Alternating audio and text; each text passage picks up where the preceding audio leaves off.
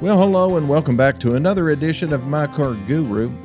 I have been at Hobby Lobby this morning with he's sick officially, but unofficially, he's fine.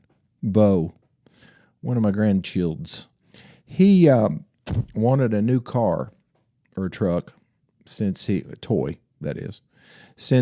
sick, and he has $10 that he worked for yesterday, helping Nanny do something. I don't remember what it was, but that pay level seems a little high to me. But anyway, he wanted Pop to take him to Hobby Lobby to look for a car or a toy. We found one, Ford Bronco, on a trailer being pulled by a Ford F-100. I said, great choice, grandchild. And so we brought it home, and he's been playing with it, and he's very happy. Wouldn't it be great if buying a new vehicle could be that easy? Well, it can be if you follow the 4 targets and you negotiate the Lenny Lawson way, the Car Guru way. But most people don't do that because they've never heard of me, and they've never, I guess if you explain the 4 targets to them, they understand it pretty well. But if you just throw that out there like I just did, they don't, what's he talking about? Eunice? And so, I don't know why I always use that example. Her name is Eunice. I think it came from Andy of Mayberry. I think there was some woman on that show called Eunice. But anyway, when you look at a Bronco, I was looking at a Bronco yesterday, and I thought about trading my F-150 on a Bronco. Not going to do it. No way that makes any sense for me. So, but I was looking at the 2026 Ford Bronco Outer Banks on the Gateway Ford Greenville website. You can go to gatewayfordgreenville.com, and green has an extra E in it, GREENEVILLE. So gatewayfordgreenville.com, and you can follow along on this 2026 Ford Bronco Outer Banks that we have listed online. Now, we do a unique thing at my dealership in Gateway. We don't hide anything. That is a unique proposition in today's internet world because a lot of dealers have extensive disclaimers at the bottom of their ads. Our disclaimer is not extensive. We do have a processing fee. When did that start, Lenny? Well, let's see. It started before I got into the car business. My dad implemented a processing fee because he went to a meeting of a bunch of dealers, and all of them were doing it. So he said, I'm going to do it. You know what our first processing fee was? $25. And people went nuts over it. They said, what's that? You know, because you could buy a Chevy Caprice for $36.95 or a Chevy Vega for $19.95. So that extra $25 was a big deal. Well, processing fees really in the 80s and 90s became essential. Now you're going to say, well, yeah, sure. You know, essential to dealer profitability because the manufacturers kept cutting the margins. And they did this to control pricing, I guess, and to make their products a little bit more affordable. You know, they squeezed the labor unions. They squeezed the suppliers who supply parts and accessories for the vehicles. You know, Ford, General Motors, Stellantis, they don't make parts. Well, they make a few. But most of the components that go into automobiles are made by some company. Not GM, not Ford, not Stellantis. No, they're called suppliers. Now, Ford produces the vehicle in an assembly plant. They put all those components together. They're shipped to the factory just in time so that they don't have to carry inventories at the factory. They don't have any place to put them. And so they assemble vehicles, and then they ship them to dealers. And so the margins have shrunk because of all this squeezing that's been going on. And it's been going on to make the automobile companies more profitable. So they take away from the dealers, they take away from the suppliers, they take away from the labor unions and from the workers. And it's not fair, but I mean, what choice do we have? We got to sell cars, so we buy them. And then when we sell them, we charge a processing fee because that makes up a large percent of our profit. So that's why you see that. That's why you'll see processing fees from $4.95 up to $15.95 in larger cities. It's crazy. But that's why you have to scroll down on the website to see what their processing fee is. So there are other dealers who are really taking the game to a higher level with their dealership addendums. That's the sticker beside the sticker. It's an additional charge. And if you go to a dealership, you'll see it on the window. You'll see the factory MSRP label, and then right beside it, you'll see all these add-ons. Some of them are legit. You know, like if they put a WeatherTech floor mats in it, or what else? You know, a luggage rack, trailer hitch. You know, those are what we call hard adds. Those are additions to the vehicle that actually have substance. But then you have those crooks out there that will charge something like a marketing margin or additional dealer profit, ADP, or ADM, additional dealer margin. And so they put that on the window sticker. I saw one from a Hyundai dealership out west that had, I mean, it was just blatant, the things that they were adding on to this vehicle. I saw it on Facebook. Can you believe anything on Facebook anymore? Goodness gracious, I can't believe all the crazy ads and the claims about this going on with this university or this particular company, and then you have all the AI videos or AI-generated videos. It's really a wild, wild west out there. But one thing that you can count on is when you come to my website, you're going to see straightforward pricing. So let's get into this just a little bit. Let's talk about this Bronco that I've been looking at. Okay, on my website, a 2026 Ford Bronco Outer Banks. You know what the Outer Banks are, right? That's the barrier islands off the coast of North Carolina, where the Wright brothers first flew their airplane at a place called Kitty Hawk. There you go for the history lesson. That's the history lesson for today. So I was just looking at this Outer Banks Bronco, which is the Lux version of the Bronco, and I wanted to see how we have it priced. So cash price, you can click on cash, finance, or lease. So on the cash price, MSRP is $66,185. I know, that's a lot. That's the top of the line. Now there's a discount of $2,078, retail customer cash of $750, for a gateway Ford price of $63,357.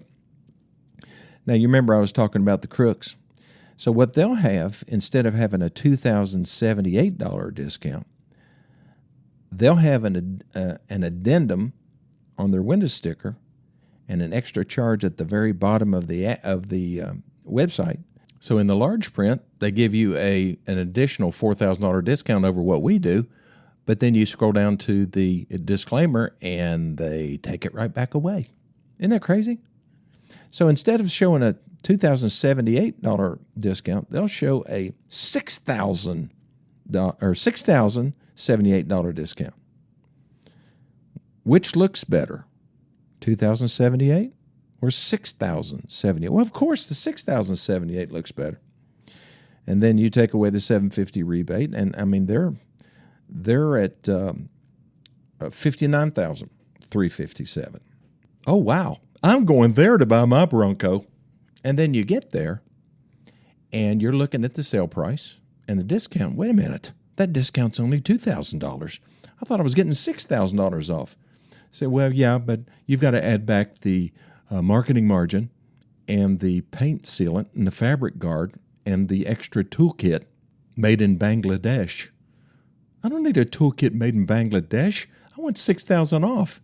Well, you get $6,000 off if you add all this other stuff back in. No, I may have been born at night, but I wasn't born last night. And then it all falls apart. And then you come back to Gateway, hopefully. Okay, I'll be back in just 1 minute.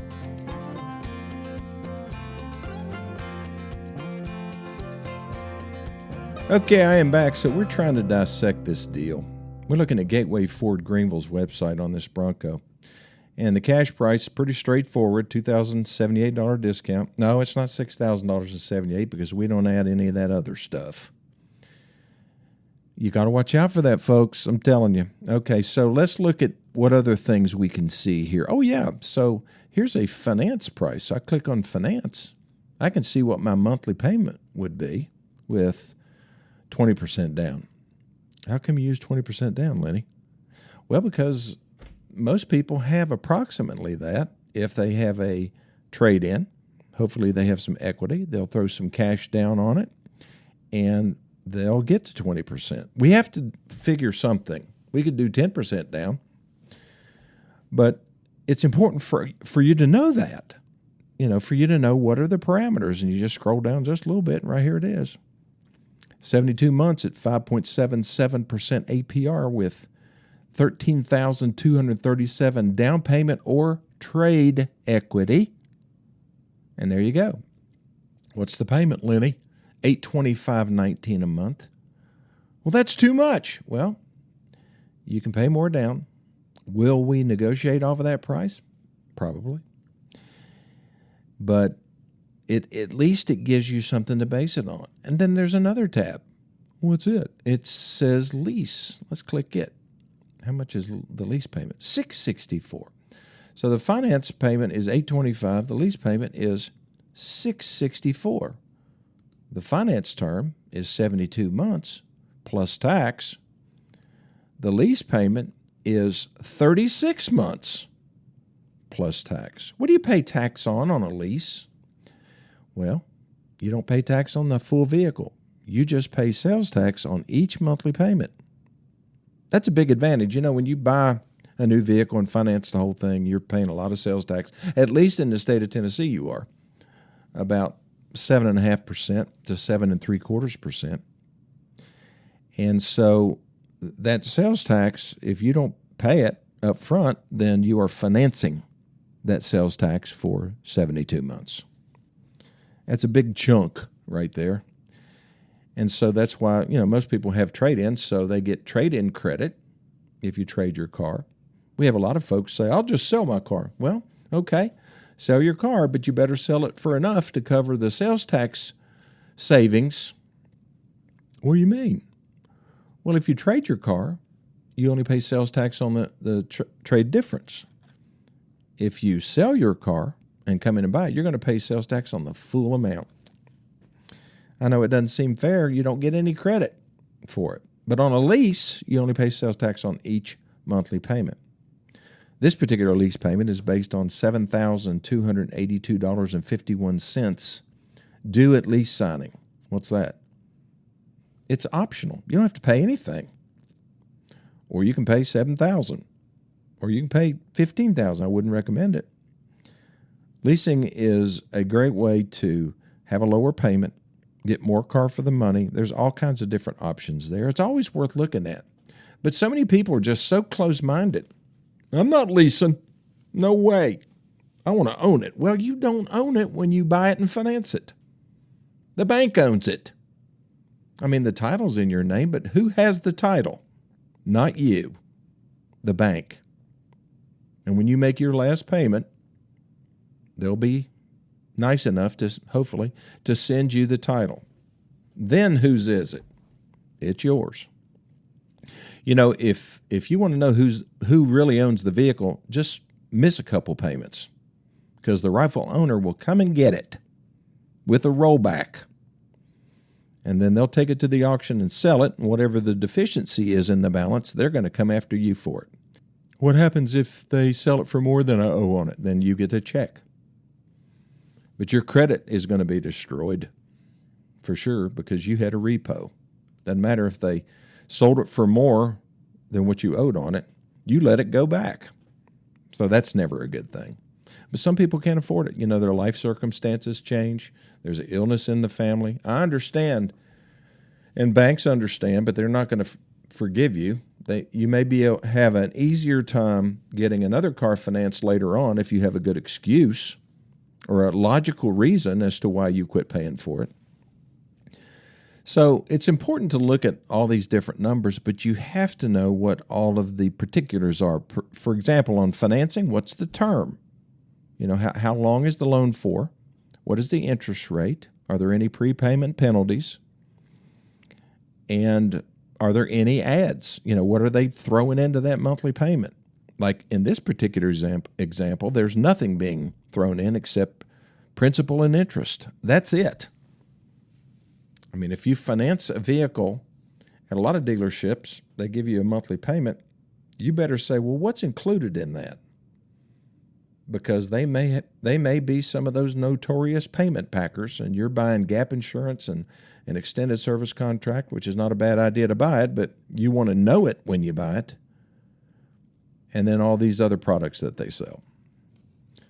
That increases their margin, all of that.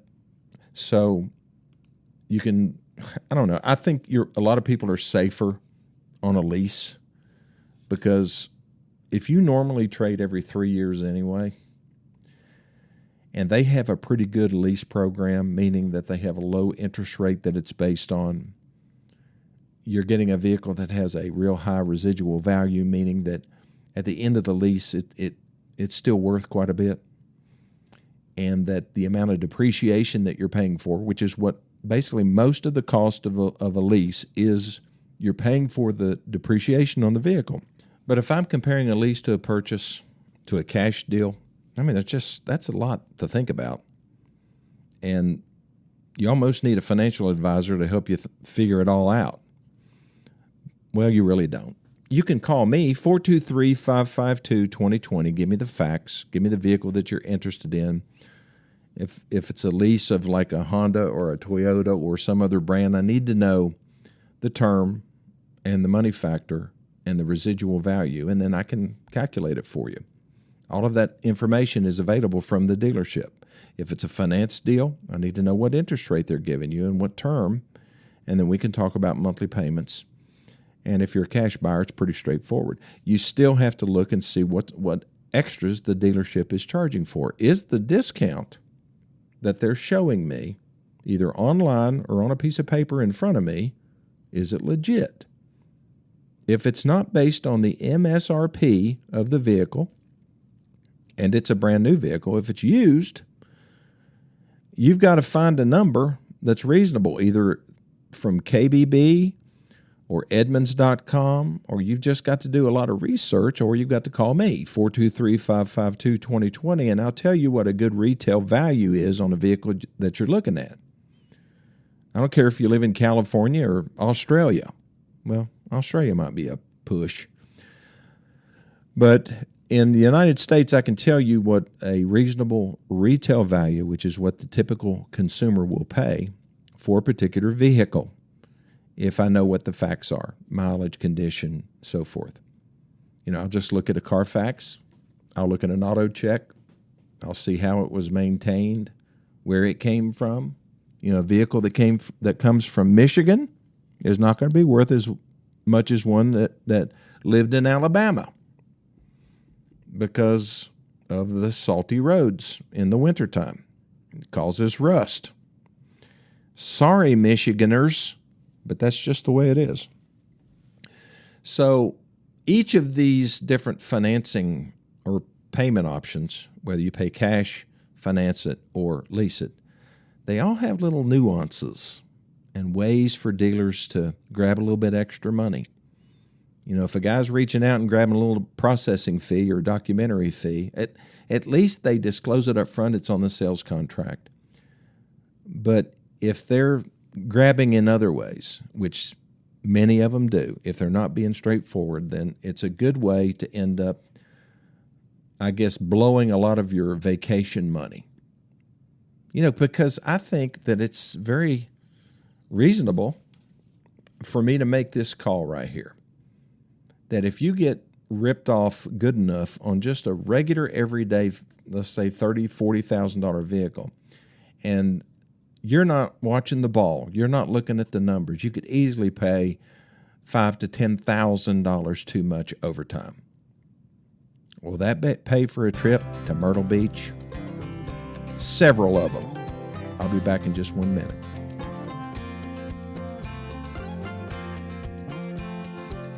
Here's a saying I just made up.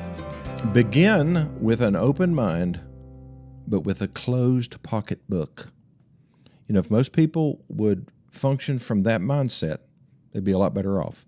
If a guy says, well, have you considered leasing? Oh, no, I'm not doing it. Just don't react that way. Say, sure, show me the numbers. Let me see what it's based on. And then take it home and think about it. Don't create a scene, throw a chair across the showroom floor. Just sit there and listen to him. Sure, make me a proposal. Make me a cash proposal. Make me a finance proposal. And make me a lease proposal. And let me compare them. And base them all on the same starting number. Don't be playing games with me on the capitalized cost of a lease. If you say that to him, he'll say, how'd you know about that? And, of course, you just tell him that you just know because you know. And if you really want to save money every time and not have to worry about calling me, get the copy of the My Car Guru guidebook. It's 32 pages long. I wrote it, and it answers a lot of questions for people when it comes to making a wise purchase and hitting the 4 targets and being able to understand what's going on in the service department when the service advisors say certain things and when you wreck your car, what to say to the guy at the body shop to make sure that you get a quality product out of what they're doing. Because there's a lot of stuff that comes out of body shops that shouldn't come out at all because they didn't prepare the vehicle properly. And the My Car Guru guidebook helps you be aware of those types of issues. Well, thanks for listening to this edition of My Car Guru. If you want a copy of the guidebook, send me your email address to lennylawson2020@gmail.com or just send it, or you can text it to me to 423-552-2020. And I'll see you on the next edition of My Car Guru.